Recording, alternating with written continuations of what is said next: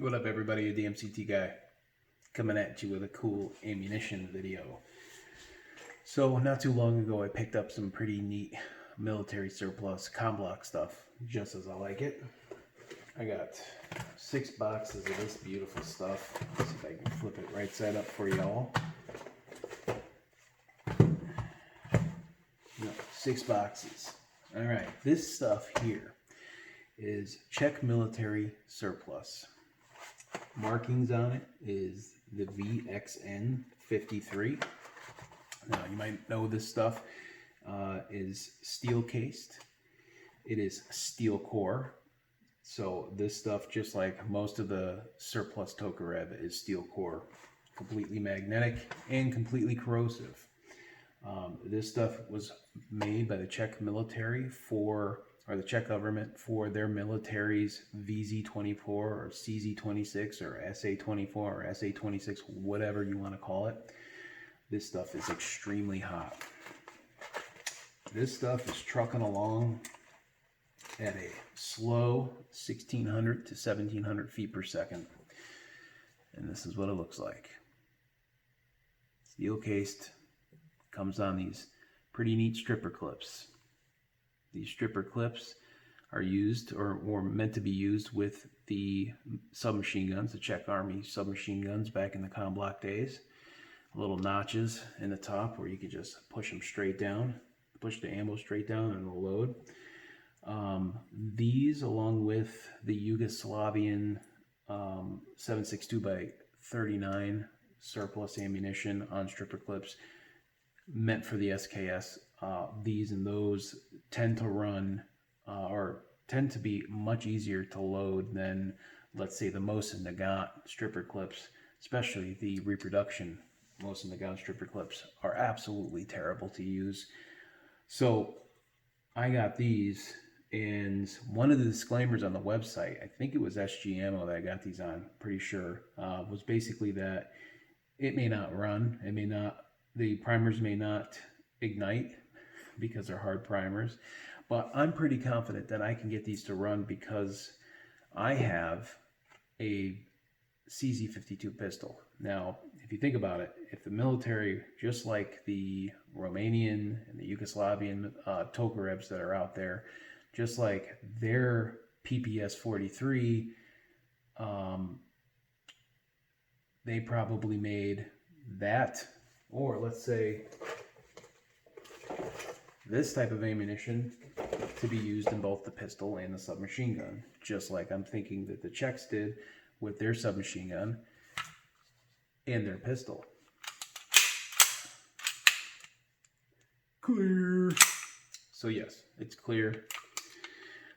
This is my CZ52.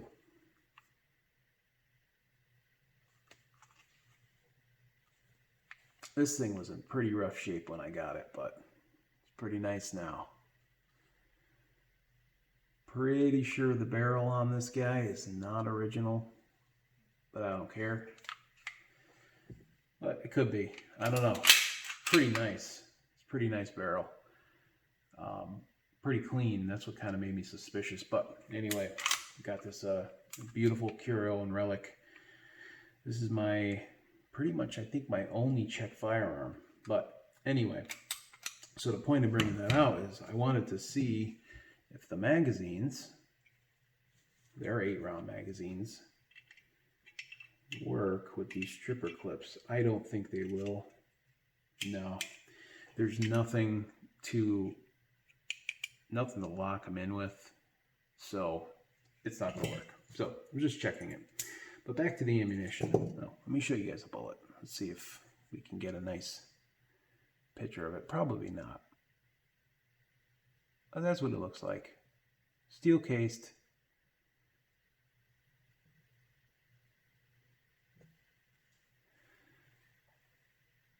I doubt that's gonna focus. No, of course not. Why would it? There you go. Probably make out the head stamp there. Now,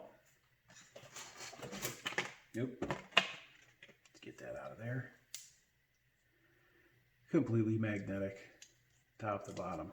So we got that out of the way. So this will be probably not allowed in many ranges and indoor ranges, because especially how fast this stuff chucks along. I don't know if I mentioned it is corrosive. Yes, I believe I did. So this stuff anyway comes in 40 round boxes, 5 stripper clips per box, 8 rounds per stripper clip. There are 30 boxes to a case. Usually it comes in this sealed Spam can kind of thing with the lead seal, which is pretty neat. 30 boxes to a case, 1,200 rounds to a case. So quite a bit. I didn't get one of those. Very hard to find. You can find them in Canada. They still import quite a bit of surplus stuff. You go to some of the Canadian gun websites. Pretty neat to see. Even a lot of the Chinese Norinco stuff still comes into Canada to this day. These are 85 grains, by the way. Let's give you a look at a box that is not opened. I thought I had one. Oh, I only got 5. I thought I had a box that wasn't open. I guess. Oh, it's this one right here. It just looks like it's opened. So that's what the box looks like. Those are the markings. Pretty old looking box. Nothing too fancy. Just plain, which is pretty standard for Tom Block. They didn't put any fancy pictures or advertising on it. It's pretty typical. So this stuff is, like I said, probably the hottest 7.62 by 25 ammunition on the market. I also have some of this original Bulgarian surplus. Different mixed years in there, but this stuff is probably second on the list to the hottest, fastest, most notorious. But this stuff is brass cased, also steel core penetrator. And I'm not going to be able to show you this, but a lot of this ammunition has cracks right in the case neck right there. This one obviously doesn't, but you'll encounter them. Now, quick suggestion is not to throw that away. It still works. So I got some of that. I also believe I have some Spanish. Yeah, some Spanish Tokarev ammunition. And I believe, if I'm not mistaken, this is the Polish. Polish is pretty hot too. Very nice box. I didn't want to open this. Still sealed, everything. This is a surplus box. Pretty amazing.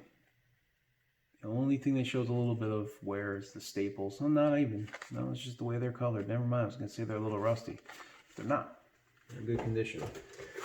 And then I got some mixed. I think this stuff would be Romanian. I believe, you can correct me on that, it has the red seal around the primer. Not sure if it is Romanian. I believe it is. So I would suggest to you guys, if you're going to pick up some of this stuff, probably only utilize it in your CZ52. Unless you're fortunate enough to have one of those beautiful VZ24 or CZ26 submachine guns. I would not want to try it in any of the other Tokarev models out there, especially the Chinese Tokarevs. Stick with the Czech brand just to be safe because of how hot this stuff is. That's what I would do. I wouldn't suggest doing it any other way. And please don't take any of my words of advice to heart. Use professional guidance only by a qualified gunsmith. I had to put that disclaimer in there. Anyway, so this is kind of a quick video just showing this ammunition. We're going to take it out to the range one of these days. It's been pretty hot and my range is pretty overgrown. I have to get back there and hack away at the weeds and stuff and clear it out, and maybe put some new targets, spray paint. I gotta maintain the range. I haven't done that in a while. I got a video coming out soon that's, I had a lot of editing to do on it. It's pretty cool. So stay tuned. It's kind of like a little experimentation video. But, you know, they're all there. Stripper clips are marked BN53, or sorry, BXN53, if anybody needs to know that. And I've seen the stripper clips go for as high as $2 and as low as $1 online for sale. So anyway, I appreciate you guys watching this video. I hope you found it interesting. I hope you find what I do interesting. And I am very thankful to all the subscribers, the comments, and everything that I'm getting out of this YouTube experience. If you like my video, please hit the like button.